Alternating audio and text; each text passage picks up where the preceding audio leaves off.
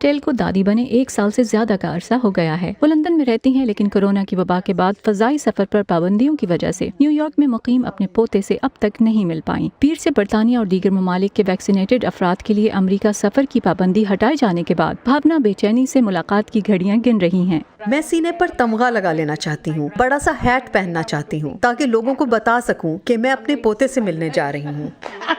भावना उन लाखों लोगों में से एक हैं जो कोरोना की वबा के बाइस 1.5 साल से सफर पर पाबंदियों की वजह से अमेरिका नहीं जा सके। इन पाबंदियों ने सफर और तफरीह के अलावा दीगर शोबों में भी अमरीकी मईशत को नुकसान पहुंचाया है।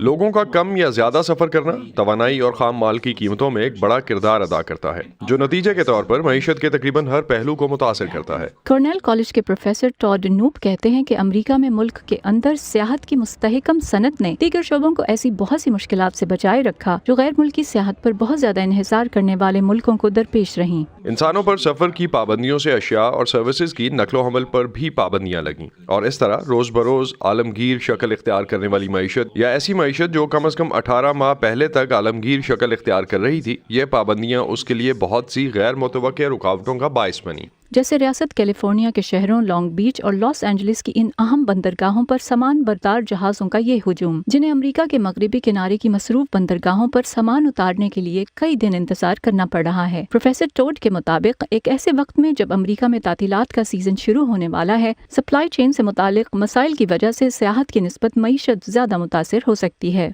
1 साल पहले तक सियाहत की सनत मुतासिर थी, लेकिन कम तवानाई के इस्तेमाल ने सप्लाई पर मुस्बत असरात मुरतब किए। अब हम बिल्कुल बरक्स सूरत हाल में हैं, जहां तवानाई की बुलंद कीमतें और सप्लाई चेन के मसाइल मईशत को सुस्त कर रहे हैं, लेकिन जहां तक तलब का मामला है वो अब भी मजबूत है। ताहम भावना जैसे मुसाफिरों के लिए फिलहाल वाहिद अहम खबर उनका जल्द होने वाला सफर है।